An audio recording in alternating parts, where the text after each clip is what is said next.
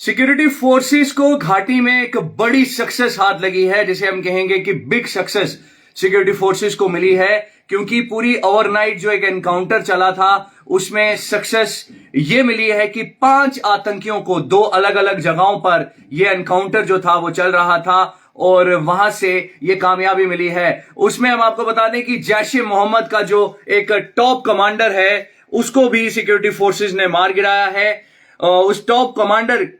को काफी देर से सिक्योरिटी फोर्सेस ढूंढ भी रही थी और जाहिद वानी उस आतंकी का नाम था, जैश ए मोहम्मद तंजीम का था। उसके साथ साथ खफील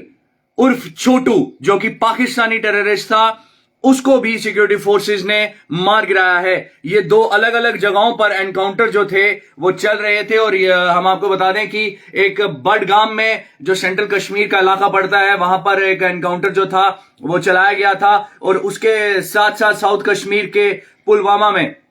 एक एनकाउंटर जो था वो चल रहा था। ये 2 एनकाउंटर्स जो थे इनको पूरी तरह से जो सिक्योरिटी फोर्सेस थी कंबाइनली कंडक्ट कर रही थी। ये बैक टू बैक 2 एनकाउंटर्स जो थे वो चलाए गए थे और इन दोनों एनकाउंटर्स के बीच में हम आपको बता दें कि पुलवामा में 3 आतंकियों को सिक्योरिटी फोर्सेस ने न्यूट्रलाइज किया, जिसके बीच में जाहिद वानी भी था। जाहिद वानी जो कि टॉप कमांडर था जैश ए मोहम्मद तंजीम का, काफी देर से एक्टिव था, काफी देर से इस आतंकी की तलाश भी थी सिक्योरिटी फोर्सेस को। और दूसरी तरफ अगर हम सेंट्रल कश्मीर के बडगाम के इलाके में जाएं तो वहां पर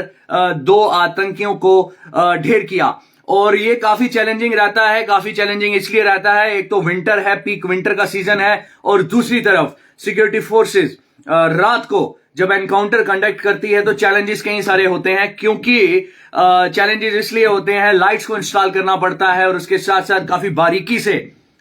इस एनकाउंटर को अंजाम देना पड़ता है, क्योंकि कंबाइनली एनकाउंटर जो था वो चलाया गया था, जिसमें आपको बता दें कि इंडियन आर्मी की राष्ट्रीय राइफल हमेशा से ही जो है वो आगे रहती है, फ्रंट फुट पे रहती है। उसके साथ साथ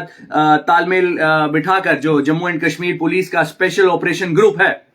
वो साथ होता है। उसके साथ साथ पैरामिलिट्री जो फोर्स है इंडिया की सबसे लार्जेस्ट सीआरपीएफ,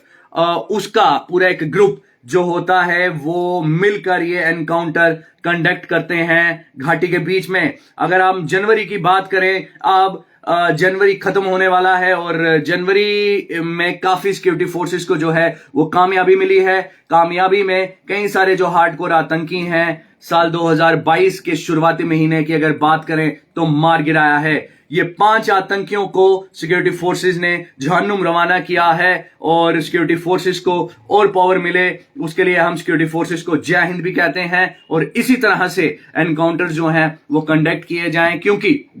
जो लास्ट ईयर का टारगेट था सिक्योरिटी फोर्सेस का उसमें 100 एनकाउंटर्स का टारगेट था और इस साल भी जो टारगेट है सिक्योरिटी फोर्सेस का, जो भी उनकी स्ट्रैटेजी है उसको वो पूरी तरह से अचीव करेंगे, उसमें उनको कामयाबी मिलेगी।